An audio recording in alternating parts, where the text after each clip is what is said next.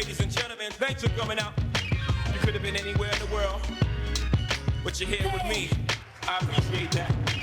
H to the ISO, N to the ER. I'm a working class New Yorker. His honor. H to the ISO, N to the ER. I love this city, and I give this city my all. Stay focused, no distractions, and grind. Arrested, dyslexic, rejected, now I'm elected. If you don't educate, you will incarcerate. I'm true blue collar, and I'm true red, white, and blue. H to the ISO, N to the ER. I'm a working class New Yorker. His honor. H to the ISO, N to the ER. I love this city, and I give this city my all. What did we accomplish? We have put $30 billion back into the pockets of working class people. More jobs are in New York in the city's history. More small businesses in the city's history. We dropped unemployment citywide, but particularly in the black and brown community, we dropped unemployment by over 20%. We got rid of city income taxes for working class families.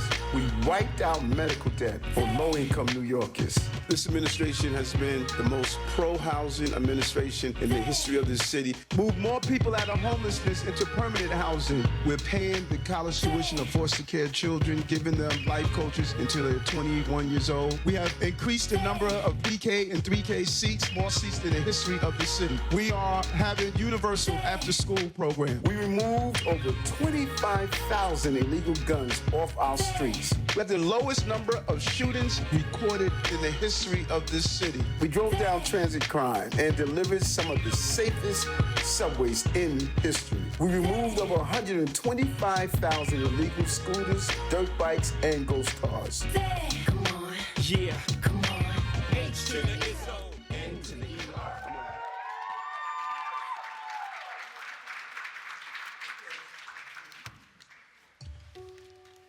One of six, raised in a single-parent working-class home. The dyslexic kid struggling to read, picked on by his peers, not taken seriously by his teachers, the rejected kid who sits at the back of the class with the garbage bag full of clothes thinking this may be eviction day, the one wrong move kid who finds himself on the wrong side of the law. What becomes of the kid? Dyslexic, arrested, rejected. He persists. He keeps going. He finds his voice. He rises. That kid who struggled turned his pain into purpose, making a commitment to build a safer city where no child suffers like he did, with a focused mission to get stuff done for working class families like the one he grew up in. Reopening the city after COVID, boosting the economy to record heights, and breaking the all-time jobs number again and again, including the highest number of small businesses in city history. Keeping New York the safest big city in America by driving shootings to record lows. Removing 25,000 illegal guns from the streets, bolstering subway safety, and shuttering more than 1,600 illegal cannabis shops. Transforming the housing landscape with City of Yes and other historic housing initiatives that will deliver more than 433,000 homes citywide. Putting $30 billion back in New Yorkers' pockets with programs that address the cost of living crisis by saving families thousands of dollars each year on childcare, rent, internet access, medical debt, and more. Improving quality of life by containerizing the city's trash. Removing thousands of scaffolding sheds, and launching the country's largest outdoor dining program. Helping thousands of New Yorkers in need connect with mental health services and housing when no one else had the guts to do what was right. Launching universal dyslexia screenings for all public school students and fundamentally changing the way children learn to read and do math. Successfully managing the unprecedented arrival of more than 240,000 asylum seekers and ensuring that they received shelter and support as they sought a better life for themselves and their families. All of this, and so much more. That is the story of the last 4 years of an administration filled with tireless public servants who never lost sight of where they came from or fighting for their fellow New Yorkers. A working class administration led by a working class mayor, delivering for working class people, making the city safer and more affordable for the next generation. So, what becomes of the kid, dyslexic, arrested, rejected, and now elected? He becomes the 110th mayor of the city of New York, Eric Adams, and he leads the greatest city in the world. Okay. Okay. It's a great summary of a life well lived. And, you know, I was telling the team earlier that no matter what happens, I'm hoping that a migrant and asylum seeker parent, I'm hoping the parent that lives in NYCHA, a parent that lives in one of our homeless shelters, a parent that is going through a terrible time. I'm hoping that the parent sees that and says that, understands that a bend in the road is not the end of the road. As long as you make the turn and as long as you inspire love and commitment in your child, they can go on. Mommy never gave up on me, never. She always believed, and there's so many mothers out there that they have never given up on their child. You know, they sit in courtrooms when their child is arrested. They take that long trip upstate to visit them in state penitentiaries. They sit in hospital rooms when they go through a horrific moment. They sit in graduations and just pray and hope that their child can have an opportunity. And that's what we've done. We've given those opportunities, and you can critique it as much as you desire to do so, but the numbers don't lie. And yes, you know, you have to take the totality and the full scope of the persons. Marsha Kramer asked me the other day, what's the difference between you as the mayor and you as the individual? None. Unfiltered, perfectly imperfect, no telling what I'm going to do and what I'm going to say at any time. I am just Eric. And probably in the history of time as mayor, so many mayors want to be filtered. They wanted to pretend who they are and act like they are perfect. I am not. I am that third grade dyslexic child that went through a hard time but had a loving mother and a loving family, and that allowed me to overcome all obstacles. And I know that gets some of you upset. I got it. I understand that. But we did it. We did it. And move me out of the way for a moment. And just look at these folks. These are ordinary people. You know? These are ordinary people that did extraordinary things. And all that they had to go through with their families, their loved ones, having constantly under criticism. You know, I was telling them in the room, why are you still with that mayor? Why are you hanging on? And they did. They did. And just a special thank you. I just got to say a special thank you to Suzanne, Jeff, Randy, and who am I missing? Am I missing Adolfo? You know, in the midst of it all, when things seemed like they were falling apart, you know, when I had 4 deputy mayors walk out the door, and people were crossing their fingers, burning candles, praying that this is the end of Eric Adams. These guys stepped up. They said, we love this city, and we're going to be there. We're going to stand with you, and we're going to keep the work done. You know, go back and look, as Fabian was telling me the other day, go back and look at the day that I was indicted. Every quarter we drop crime. Every quarter we build more housing. Every quarter we improve our reading and test scores. Every quarter we saw different initiatives roll out. We didn't stop. What an American and New York story. Because in life, things are going to come at you, and you have to be prepared for it.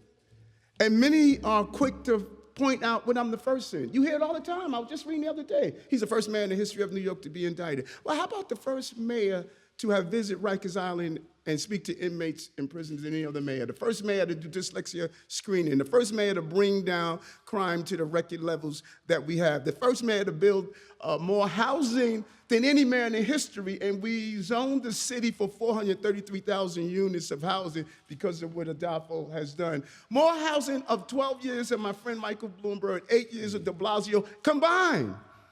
So if we're gonna do the first, why don't you give me some of my other firsts? Let's talk about my other first. First mayor to put high-speed broadband in NYCHA, who was being denied for years. First mayor to have 5 women deputy mayors. First mayor to have a women police commissioner. 2 times. First mayor to have a Dominican deputy mayor. First mayor to have a Filipino deputy mayor. First mayor to have a, East Indian deputy mayor. You know, first. Don't stay on one first. Talk about the first mayor being indicted, but damn it, don't miss the other first that this mayor has been able to accomplish. Have it all come together. Because that's how you record history. History is not selectively picking out one piece that fits into your narrative. History is showing the totality of what an individual does. And that's what we have to do here. That's what this time capsule is about. I'm handing over a city that the next administrations to come can build on. We had a city of no, and we built a city of yes. And yes, you want to do it again. You love to say, well, let's have 4 more years. Yes, you got that. I got that. But it doesn't take away mommy's ability to raise a mayor no matter how many terms I'm able to accomplish. And I don't know no mayor that don't want to go home at the end of their term. But I do. I do. I'm ready. Did what I had to do. I left everything I had on the ice, and I'm looking forward to the next step of my journey. And I'm leaving back a proud record for all of us New Yorkers. And so when you look around this rotunda, you see a historic administration, period, not based on my opinion, based on the numbers and based on the fact. An administration that looks like our city.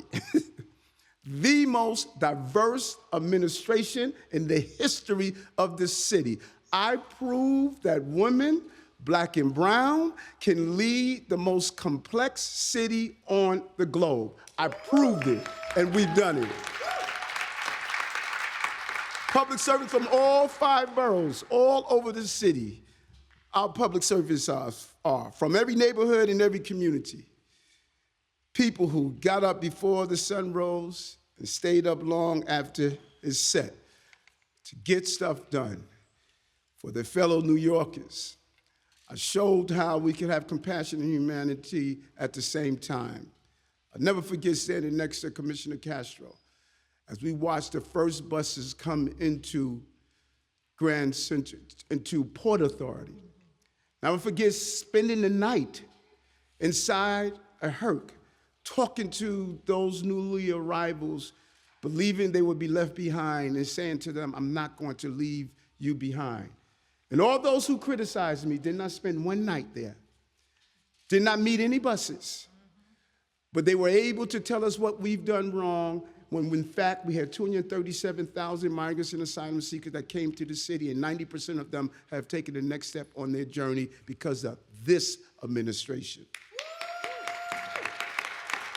And I want to reflect on where we were 4 years ago today and think about where our city was too. We were still reeling from a generational pandemic and a global recession.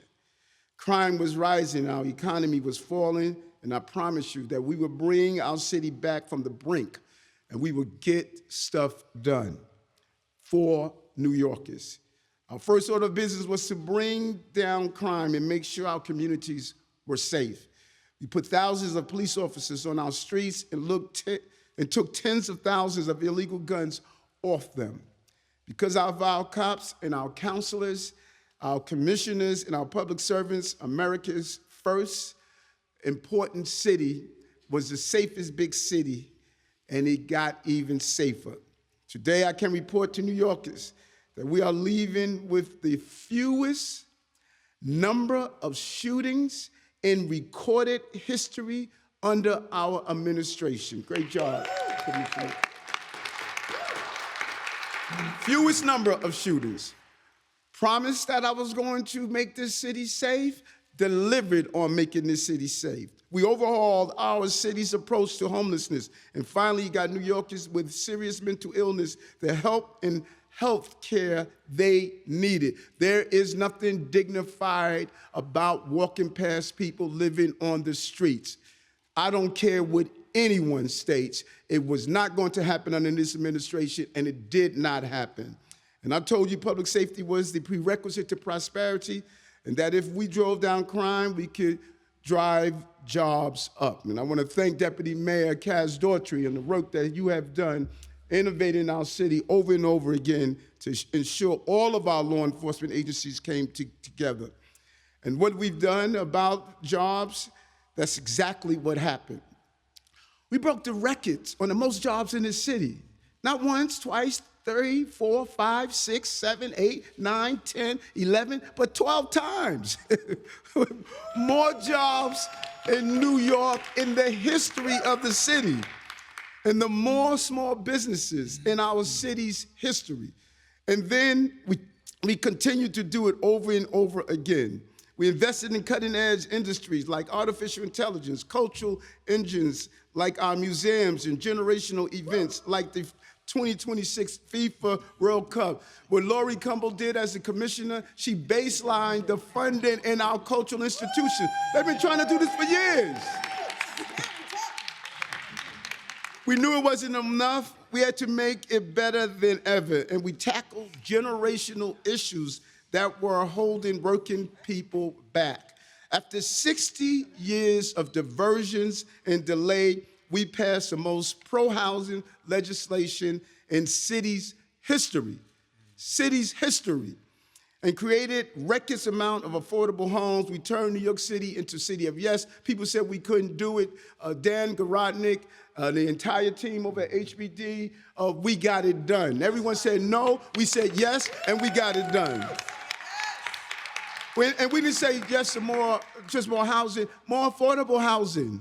More affordable housing. We cut the cost of childcare, launched free universal after school, and increased the number of kids in early childhood education to record levels. Melissa, great job over at the DOE. I know you're here somewhere. And let's talk about affordability. We wiped out medical debt. Woo, that's right. Number one cause of bankruptcy.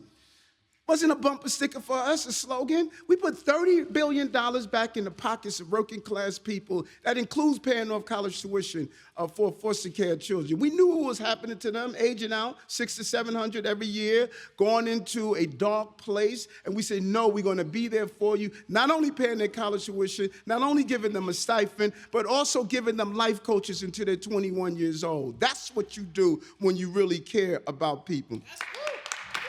And how about this? No tax for low-income New Yorkers. No tax for low-income New Yorkers. Never been done before. And we got it done. And Jock Jihad over at OMB, figuring out how to constantly bounce these budgets with an $8 billion deficit and leaving our city with more in reserve than the history of the city.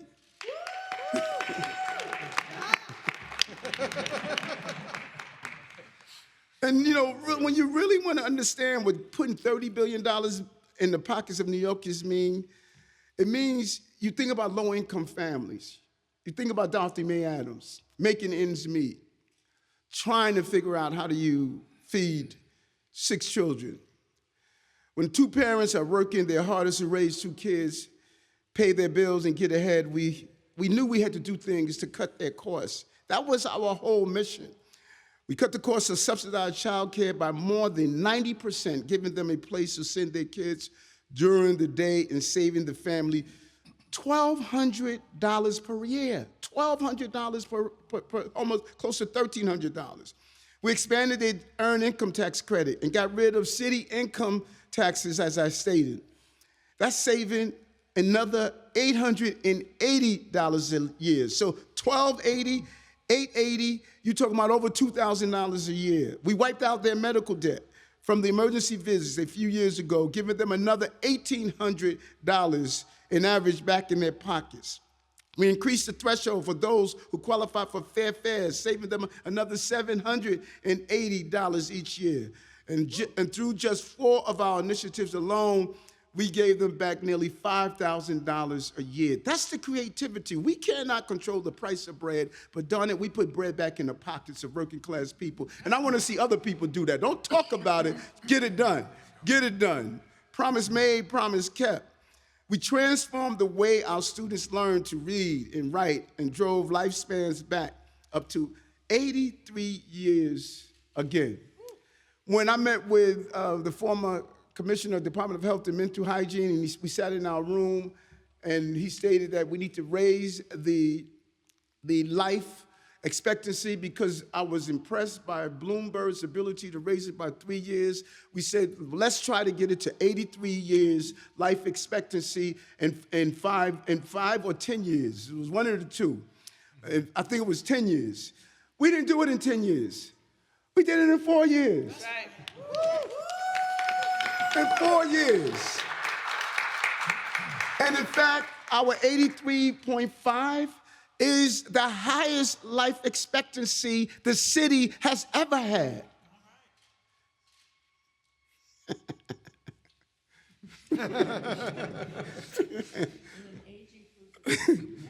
And not one of you don't know how much I hate rats. We brought down rat complaints.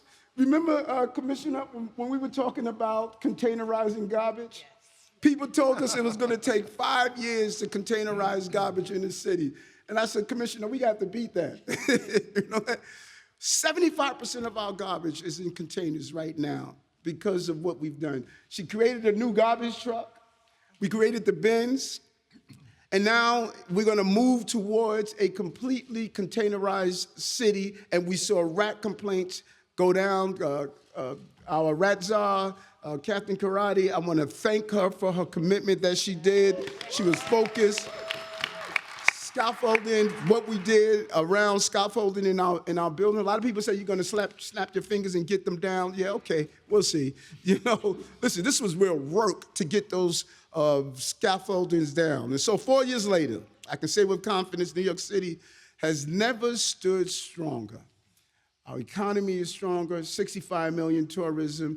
Our nightlife, because I was a nightlife mayor where you saw waiters, cooks, dishwashers, busboys and girls. They were reemployed because I went out there and told New York, let's get our swag back. And a $30 billion industry recovered, and now it is as healthy as it has ever been. But by nearly every measure, our city is safer, stronger, and more prosperous. And none of this happened by accident. These wins were the result of smart, focused leadership, not being distracted, common sense thinking, and reasonable, responsible solutions. Even our pegs. Everyone criticized us when Jock put our PEG program together, and we saved $7.2 billion. The price tag of our migrants and asylum seekers was over $8 billion and may even be close to $9 billion. Think about if we didn't do those pegs in 2022, where we would have been. We were smart, and we were dedicated, and we were fearless. We did not allow all the naysayers who have never done anything tell us how we were going to do something. We got stuff done for this city. And so I want to thank these public servants. They're representatives of the people in their agencies. And let me tell you, every one of the 320,000 New York City employees had different views on me. Some gave me the thumbs up, and some gave me other fingers. But they did their job. That's all you ask. This is not a popularity contest. It's not a contest of do you like or dislike. This is a contest, can you deliver for the people for the city of New York? And that's what they did. And these commissioners behind me, they led them to the fight. And a good general don't send your troops into battle and ask how was the war. You lead them into battle. I led the city into battle. I went to the homeless shelters. I visited people who slept on the streets. I responded to the crime scenes. I walked into our schools and talked to our young people on what they needed. I traveled to Rikers Island and spoke with inmates and correction officers. I went to Washington to fight for us so that we could stop being onslaughted by failed national policies around migrants and asylum seekers. We were on the front line. These are the generals, and we led. And what we did, others will have to duplicate in a real way. And so I say to the mothers out there and the fathers, people like Dorothy Mae Adams, who serve their families. You just want healthy children and families. That's all you're asking for. You don't want to walk out your door and see tents on the streets. You don't want to see little boys and girls standing on street corners selling their bodies because we said prostitution is fine and sex trafficking is okay. You don't want to be taxed based on your race. That's not who you want to be. You want a city that appreciates and respects you, where people don't stand outside your houses of worship and yell and scream at you. You want a city that's brought together like we have brought the city together. And so to moms all over the city and dads that never stop fighting to provide for your families like she didn't stop for ours. For the last 4 years, we have never stopped fighting to do the same for New Yorkers and their family. And that's been inspiring, exhilarating, and unforgettable. It has not all been rosy. There's been ups and downs. And when you look from the outside, you think that all our team may have done is frown. No, we laughed a lot. We leaned into the work. We knew what we were fighting for, and we stood firm and we stood tall. These are some of the finest people that I have ever met in my life. And they were not yes people. They didn't sit around every day and say, this is what you asked for, man, this is what you're doing. No. They questioned, they pushed back. But when we broke from the huddle and went to the line of scrimmage, we moved as a team and as a unit. And yes, some, they were inside. Some we inherited, some were new, that prayed that we would not succeed. But we did. We got stuff done. And I would tell the team all the time, when someone would slip and leak something to Chris Summerfeld to write something bad about us, yeah, I see him over there, write something bad about us, I would tell folks all the time, that's just one person. That's not who we are. Don't allow the numerical minority that's among us that want to destroy what we're doing, don't allow them to get in the way of what we're doing. The overwhelming number of us saw what we were doing and we were willing to accomplish. There will always be haters, and our haters will be our waiters. There will always be those who would dislike us. There will always be those who hate themselves so much that they just want to be destructive. And that's the message that we come out of. We know who we are. We know what we're made of. And we prove to New York is what we can do. So a permanent record of our work is going to be left for the city. The time capsule will be sealed and buried right here for New Yorkers to open in 10 years. And look back on one of the most transformative periods in our city's history. I'd like to have each of our senior leaders step forward and place an object into the time capsule. And I'm going to start with our Chief of Staff, Deputy Mayor for Administration, Camille Joseph. Her story is a story that has always inspired me when I hear of her story. And from the beginning to the end, you rode with me. Never stop, never stop. You rode, you dug in deep, and it's hard working for me. But you were so committed, and New York is a better place because of what you have done. This mother immigrant from Trinidad is now the Chief of Staff of the most important city on the globe. Chief of Staff.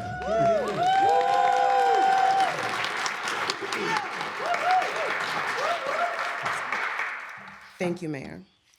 Good morning. My name is Camille Joseph Arlek, and for nearly 3 years, I've had the distinct honor of serving New Yorkers as Deputy Mayor for Administration and Chief of Staff. As we reflect on our tenure, our team should be proud of what we have accomplished together.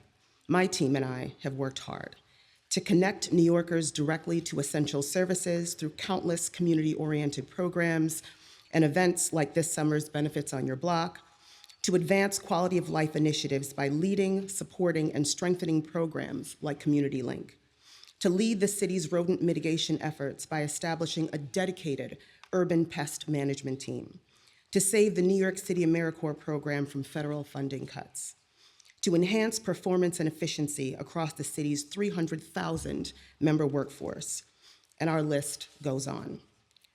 For all the work that my team and I have shepherded and led, one effort stands out for both its scale and complexity, and that is our city's response to the asylum seeker crisis. Since the spring of 2022, New York City has successfully managed an unprecedented international humanitarian challenge. We opened more than 260 shelters and served nearly 240,500 migrants from 160 countries. We sheltered, fed, clothed, educated, vaccinated, and supported new arrivals through a Herculean effort which has allowed more than 86% of migrants and asylum seekers to take the next step in their journeys. We established the first in the nation asylum application help center, which completed more than 140,000 applications for work authorization, temporary protected status, and asylum. We launched the largest coordinated network of municipal immigrant legal services and community support in the country, investing in 29 immigration legal support centers that provide high, free, quality legal assistance, and our work continues. This has truly been a whole of city endeavor, bringing together our agencies, private sector partners, community and faith leaders, nonprofit providers, and everyday New Yorkers to help our newest neighbors find their way. Our work on this front revealed the very best of our city. I have personally witnessed countless acts of kindness, humanity, care, compassion, and love, memories which I will take with me long after I leave this role. My hope is that the infants, young children, older adults, single individuals, and families that we have helped over the past 3 years, each seeking a better life, will continue to contribute to the rich fabric of this city for generations to come. As an immigrant from Trinidad and Tobago, whose family came to this country for opportunity, I look forward to a future when perhaps someone we helped might also have the opportunity to run the greatest city in the world.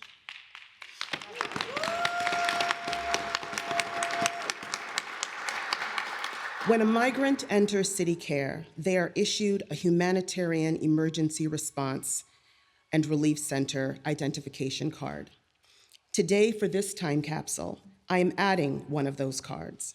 It features the Roosevelt Hotel, a place that came to symbolize New York City's response to the asylum seeker crisis and served as our 24/7 arrival center from May 2023 through June 2025. And now I'd like to invite up Deputy Mayor for Communications, Fabian Levy. Everybody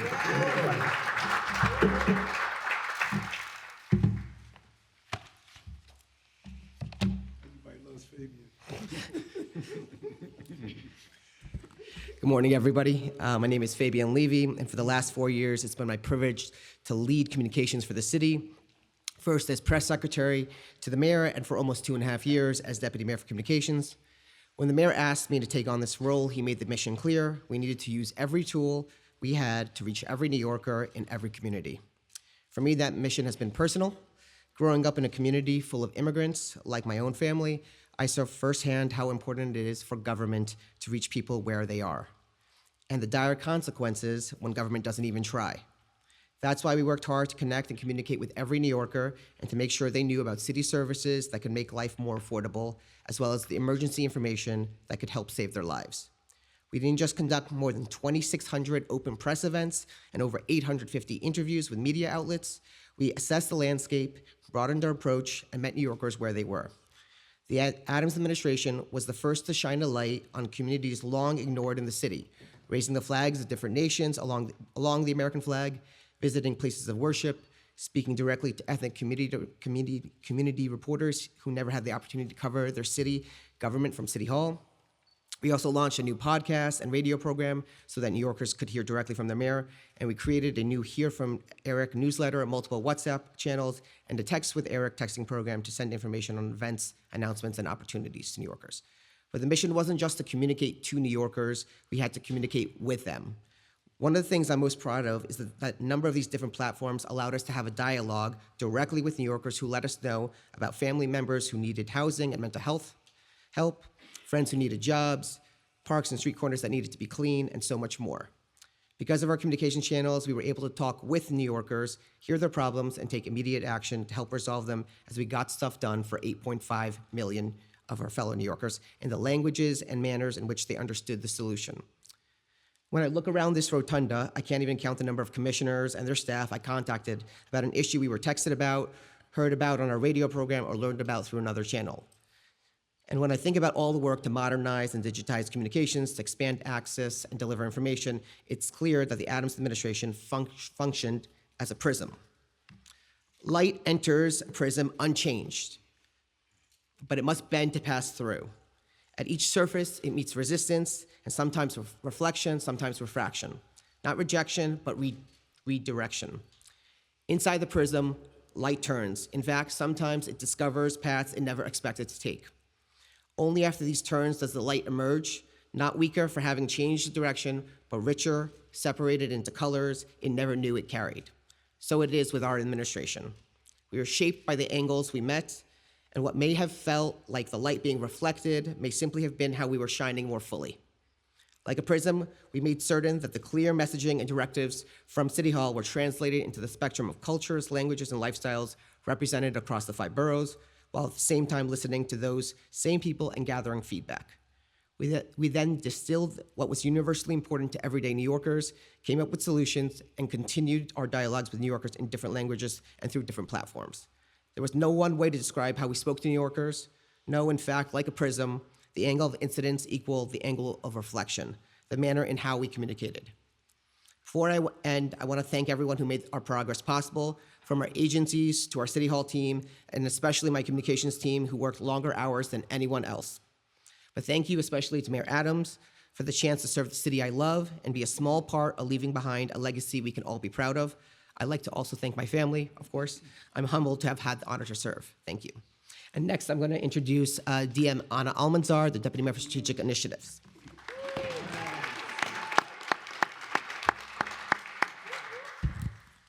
Well, good morning, everyone. Buenos dias. Buenos dias.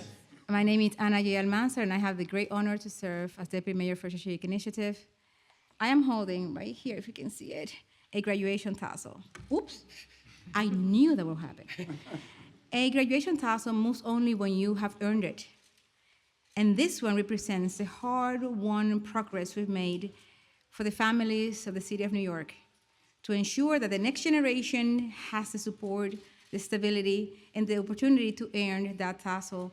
We invested $331 million to expand After School for All. Yes, woohoo! I hear you, Randy. Bringing the total to $755 million.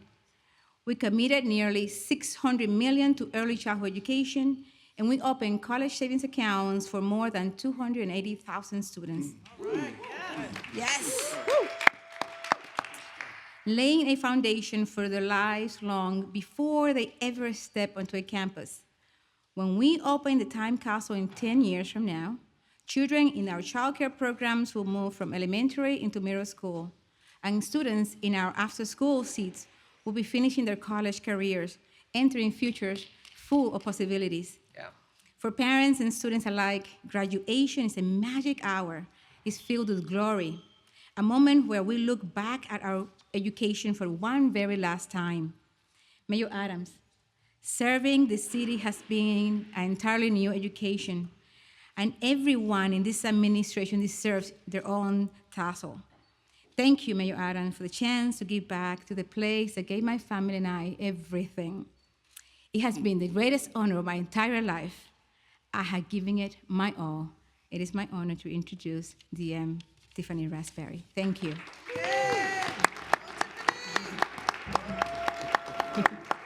Good morning. My name is Tiffany Raspberry, and I serve as Deputy Mayor for Intergovernmental Affairs.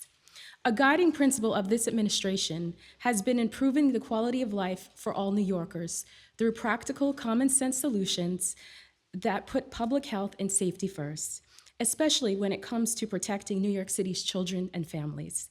When Mayor Adams took office in January of 2022, the city was still emerging from COVID, and illegal cannabis shops were everywhere.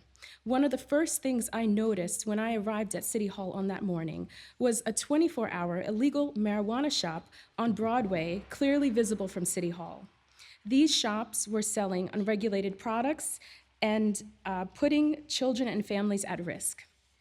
So what did we do? We went to Albany to fix it. And we worked with Governor Hochul, Majority Leader Stuart Cousins, and Speaker Hastie, and our Albany partners to pass the legislation that created Operation Padlock to Protect.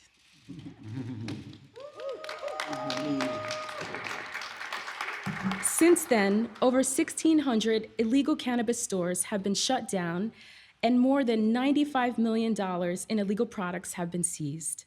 This work was part of a broader set of major legislative wins delivered through our work here in New York City, in Albany, and in Washington, D.C., including passing 4 on-time city budgets, strengthening mayoral accountability, advancing critical housing and affordability initiatives with the passing of City of Yes, stabilizing NYCHA through the Public Housing Preservation Trust, and delivering meaningful tax relief for New Yorkers with the Axe the Tax legislation. We also successfully secured billions in federal funding for New York City that we use to support our newly arrived asylum seeker families, countless large-scale infrastructure projects, and housing and public safety initiatives that directly improve the day-to-day lives of New Yorkers. I want to thank my amazing team spread across 4 offices in 3 cities, including Albany and Washington, D.C. And today, as we place this padlock into the time capsule, it represents our commitment to protecting all New Yorkers. As Deputy Mayor for Intergovernmental Affairs, it has been one of the greatest honors of my life to serve in this administration under your leadership, Mayor Adams. And I have to say, it's not bad for a little girl who grew up in Cooper Park houses in Brooklyn. This padlock marks a moment in our city's history when the city chose safety, responsibility, and put the safety and security of our seniors, men, women, children, and families first. Thank you. I'd now like to introduce my colleague, Chief Counsel to the Mayor, Allison Stoddard.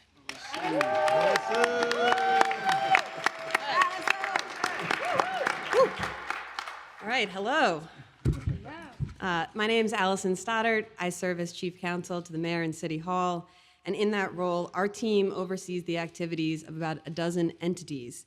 These are the agencies, boards, and commissions that are the backbone of city government. They are the ones that support our operational agencies, quietly ensuring that city government keeps moving. People show up to work, invoices are paid, and the city keeps moving forward efficiently and with integrity. One area that both Mayor Adams and I are especially proud of is this administration's impressive record on settling union labor contracts. Our Office of Labor Relations, led by Commissioner Renee Campion,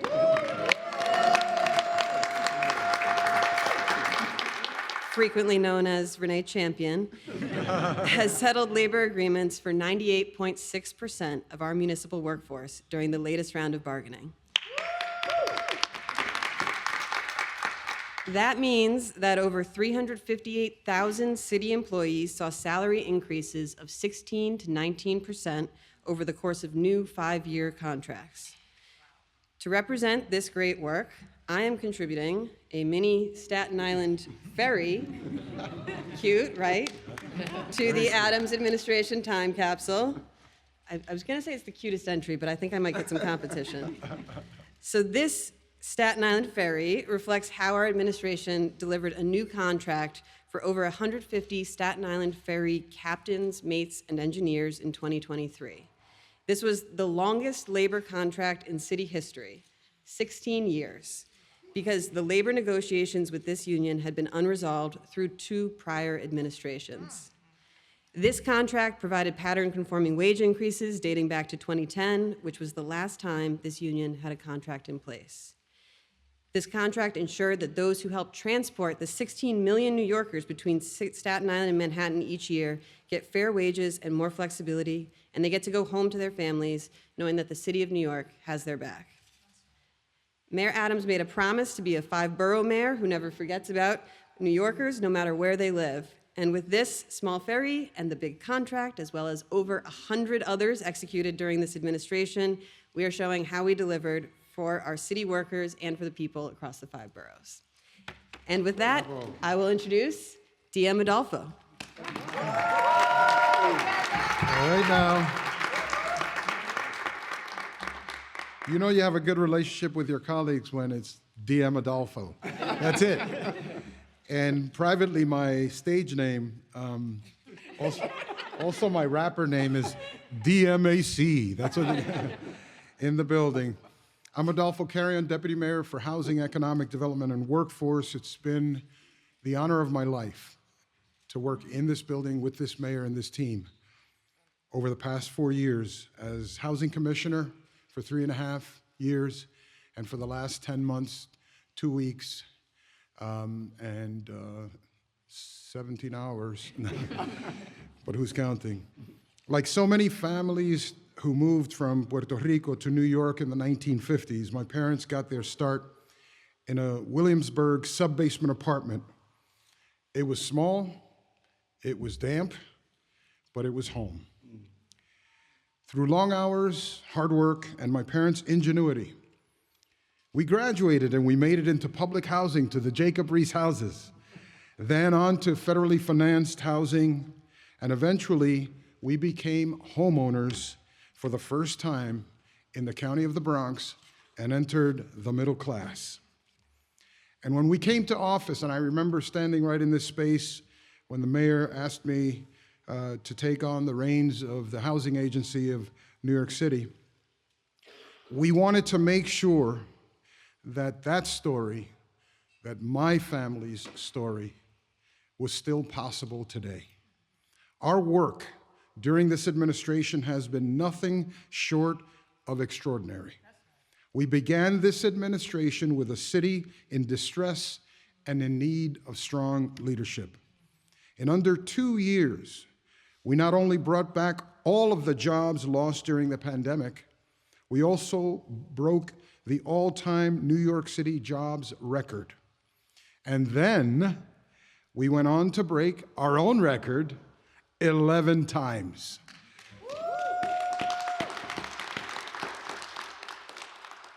Forever Laurie's woo will be in this moment. We did it through bold, dedicated, and ambitious leadership, and we accomplished generation-defining projects that no one thought we could achieve. Like the Brooklyn Marine Terminal right at the mouth of New York Harbor, now going to be a modern electric terminal. Or the Kingsbridge Armory, one of the oldest armories in the United States, now to be an asset for that community, not a liability. We expanded our city's Blue Highways network at the Brooklyn Navy Yard and the Climate Center on Governor's Island, and we delivered massive projects that were stalled for decades, like transforming an entire area of the city into a new neighborhood at Willets Point. We strengthened and diversified our workforce by creating pathways for youth employment. We grew dedicated teen center spaces in our libraries, and we expanded our creative and cultural sectors. Cue. We empowered small businesses, created new student loan debt relief measures, and raised the minimum wage for restaurant delivery workers. And on the housing front, we transformed the New York City Housing Authority getting the Historic Preservation Trust passed into law off the ground. We passed five historic neighborhood rezonings that will bring nearly 50,000 new homes to New York City. We diversified our city's landmarks. And we moved the review of over 2,700 public design projects, balancing respect for our history with growth to house the full ambitions of New York City's residents. And then there is this key. It says, besides what I'm going to say, on the back, I caught this, it says, do not duplicate. This can't be duplicated, ladies and gentlemen. A key we gave out when we passed the City of Yes, the largest rezoning in New York City history. We declared that our city is a city of yes, and we paved the way for the creation of 80,000 new homes and an additional $5 billion investment in our neighborhoods. We did that. These people behind me did that. In total, we created, preserved, or planned over 433,000 homes across New York City in 4 years. And we should be proud. Yes. Our city has more jobs, more homes, and more small businesses than ever before. And it would not have been done without the 300,000 public servants tirelessly giving their all for this city. Nor would it have been done without the vision and the leadership of the 110th mayor of the city of New York, Eric Adams. Thank you, Mayor. Thank you. Now, as a kid from the Bronx who was born in Brooklyn, I am so proud to say with certainty that we are leaving this city in a better place than when we started. So thank you to everyone who made this possible. I am now going to deliver this key to the time capsule. I'm going to do it the way you told me to do it. You heard that? That's inside stuff. There it is. I've been known for hamming it up a bit. And now it gives me great pleasure to introduce my colleague and friend, Kaz Daughtry, the Deputy Mayor for Public Safety. Thank you, DM. Thank you, Mr. Mayor. It's an honor to add a token to this time capsule on behalf of the public safety team that never stops getting stuff done for New Yorkers. Over the last few years, my office took on some of the toughest public safety challenges in this city, and we did it with focus, coordination, and compassion. But the item I'm placing in the time capsule today is a piece of one of our drones. It represents something even larger than any single initiative. This administration made a deliberate choice to embrace new technology, not shy away from it. That's why my office launched the Emerging Technology Committee to evaluate cutting-edge tools across all of the public safety agencies and determine if the ones that are working well can be adopted by the other teams. And that's why Mayor Adams created the Drone Operations Committee to expand the safe, responsible use of drones citywide. Drones have already helped us respond faster and better protect people in ways that simply wasn't possible a few years ago.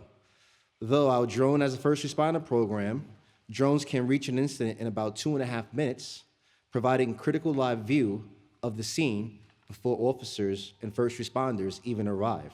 Drones have also been used to help save the lives of more than 200 kids who were caught subway surfing, some as young as 11 years old.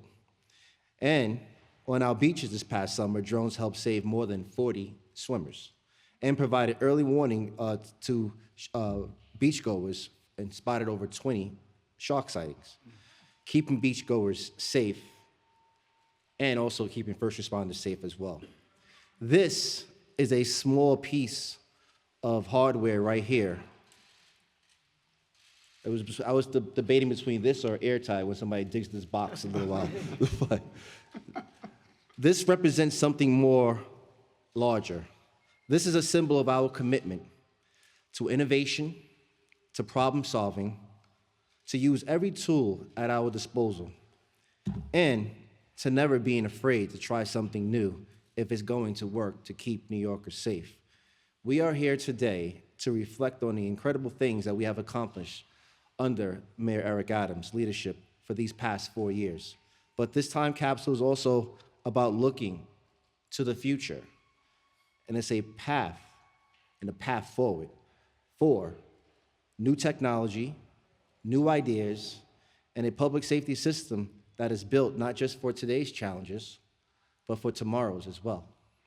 Thankfully, we had a mayor who recognized that this technology is the future of public safety, and I have no doubt that the work we started here will keep New Yorkers safe for generations to come. Thank you.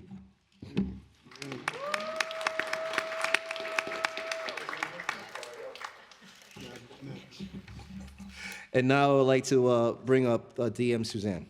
Thank you. You've been standing for a while, my foot's asleep. Okay. Thank you, GM Kaz. Good morning, everyone. I'm Suzanne Mas-Gustav, Deputy Mayor for Health and Human Services. This administration has worked to strengthen the bonds between our health and human services agencies to ensure every New Yorker engaged with our system receives integrated, comprehensive, and responsive services in the city. And we've done so much over the last year and across the entirety of the administration. We've helped more than 130,000 people secure stable housing.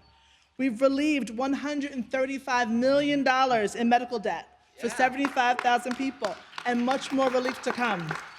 We've supported those touched by domestic and gender-based violence. We've put millions of dollars to use to fight the opioid overdose crisis.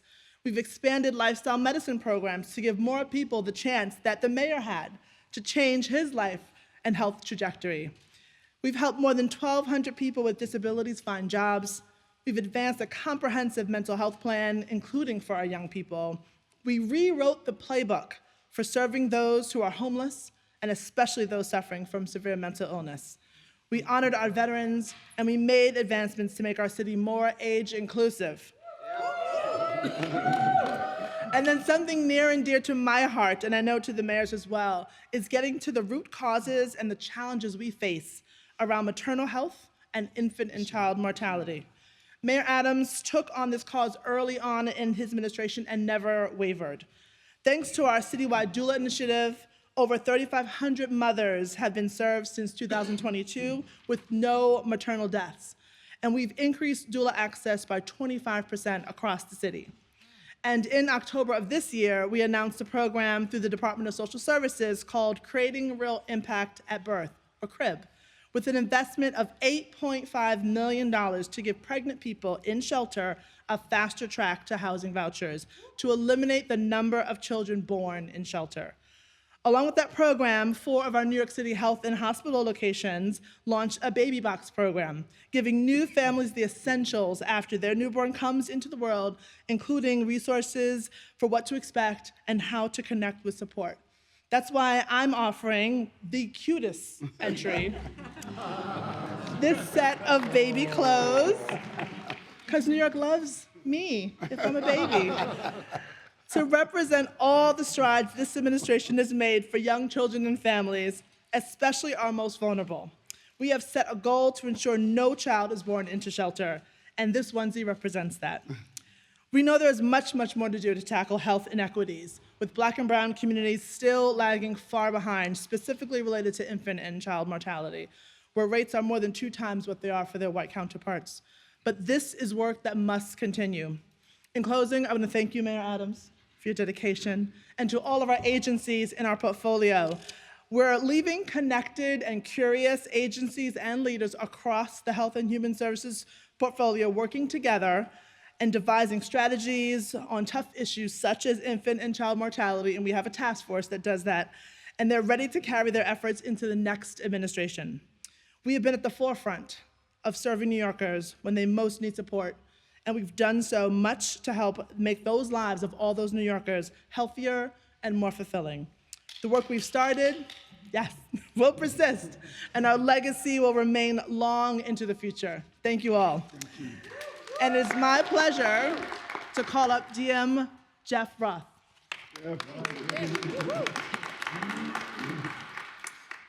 Good morning. My name is Jeff Roth. I'm the Deputy Mayor for Operations. And Mayor Adams, it's been an honor to serve you and this administration and the city's operational agencies and the public servants who keep the city moving every single day.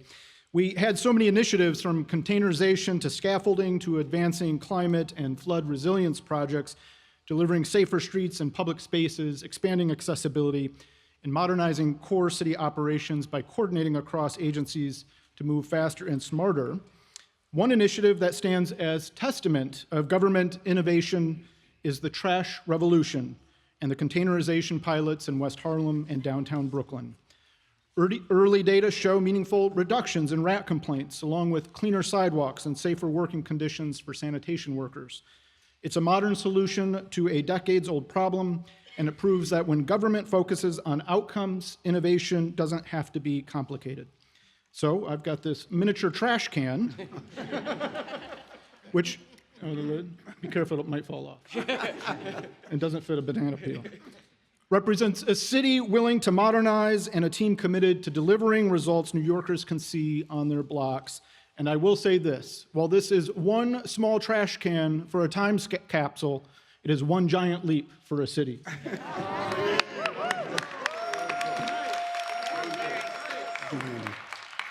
Just as with my Chief of Staff, I want to introduce my first Deputy Mayor.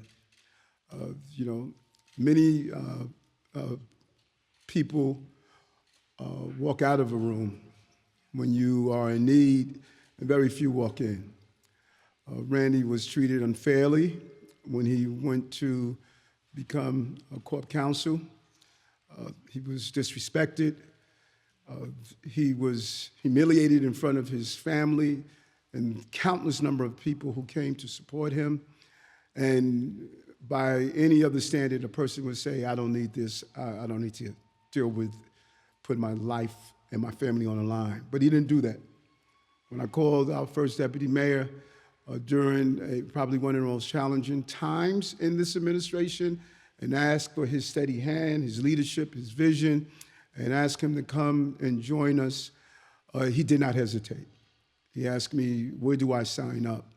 And, serving under previous administrations, the Giuliani administration, being a well-known attorney to deal with civil rights issues and so many other issues, having his experience and expertise, partnering with Allison on some of the legal issues, but even a vision, some of the important items, from what he did at the Elizabeth Street Garden, getting almost 6 times the amount of housing, what he did around the benevolence of the horse carriage industry, and so many more. But just personally, what he has done for me. I want to thank you for being there during a very, very difficult time for me, and it just showed me that there are still good human beings that believe in you and will stand with you. I want to introduce our first Deputy Mayor, Randy Mastro.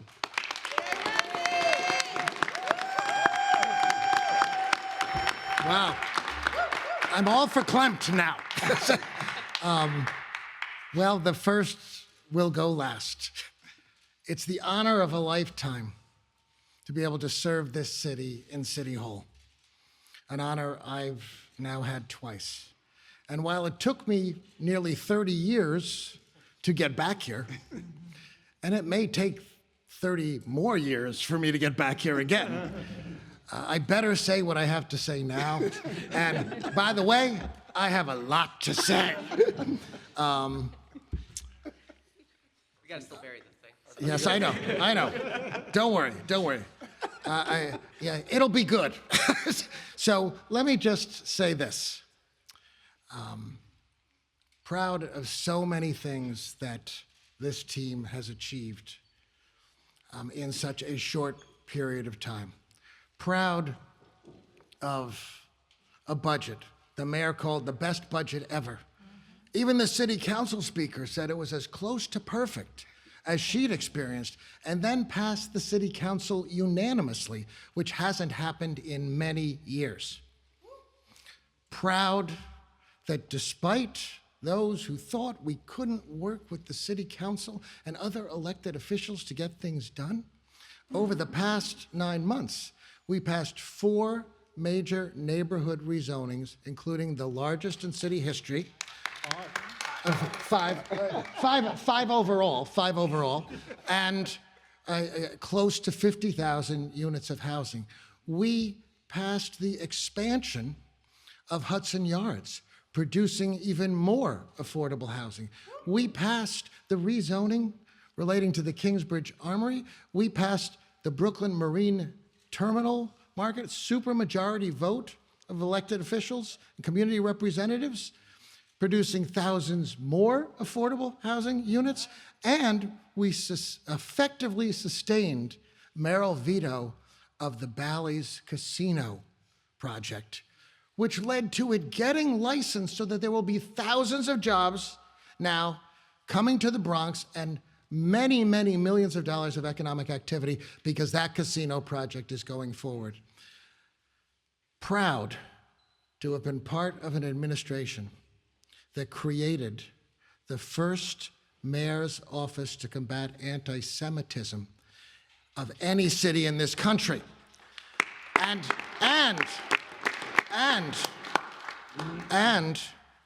to have followed that on with initiatives that practiced what we preach and say to every community in this city, you are included and protected.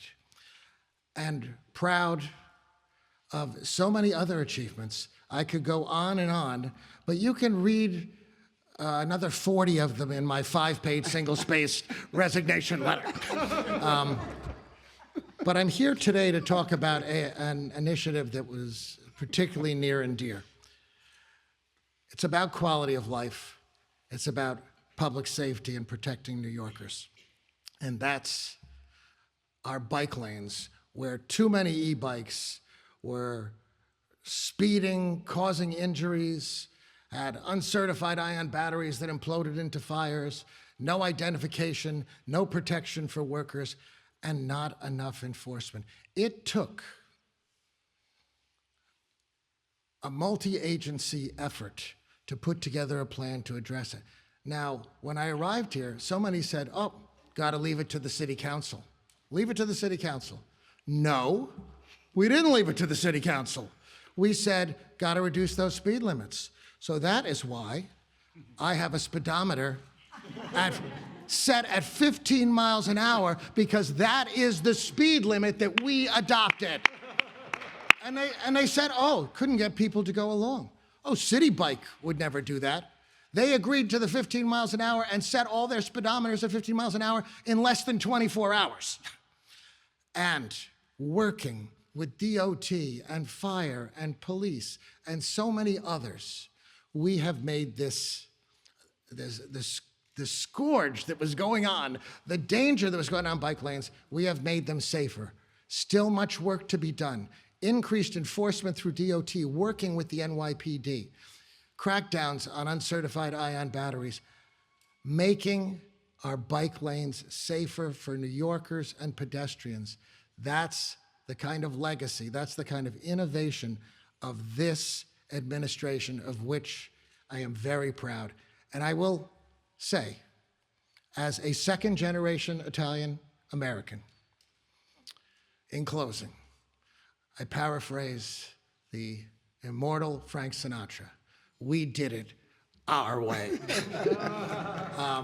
Now,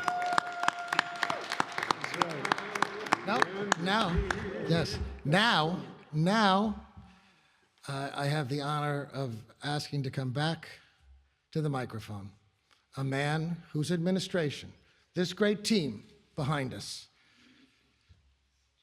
reduced crime to record lows, increased jobs to record highs, created affordable housing at an unprecedented rate. It's a legacy to be proud of. Mayor Eric Adams. Sure, indeed. Thank you.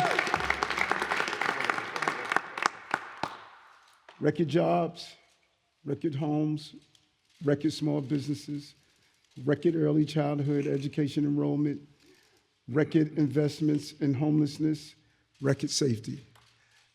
That's a record I can live on. Take a record out. Go ahead, tell me what I'm doing. Oh, okay, you got more in there. No, there's a record. Oh, you become a prop master like me. So I don't know if they use records anymore. But to these young people who are sitting in front, this is a record. We used to play music on this.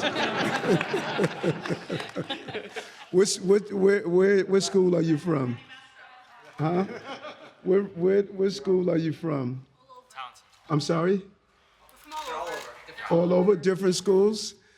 Good stuff. You know, what else we are proud of, when I look over at JR, when I first came in office, brother, they didn't look like you. We diversified his press corps. You know, they fought us not to put a desk in room 9. And we fought like heck to make sure that we could get it done. And throughout all the time, they tried to get legislation passed to stop us, but we got it done. And we've always had her yell out at every press conference. So we're used to that. We're used to that. And so we're going to move on to the next level, and that's to bury our time capsule. And it's good to see faces like you and some of my other folks that are here. Thank you very much. Stay focused, no distractions, and grind.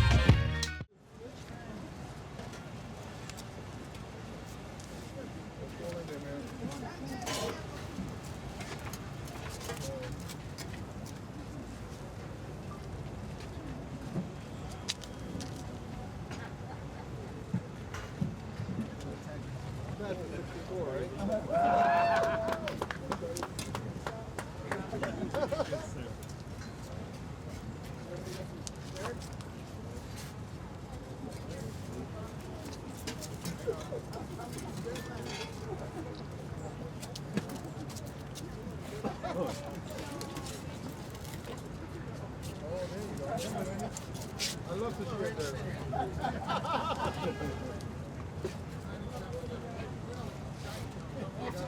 Oh, man. I can't believe it.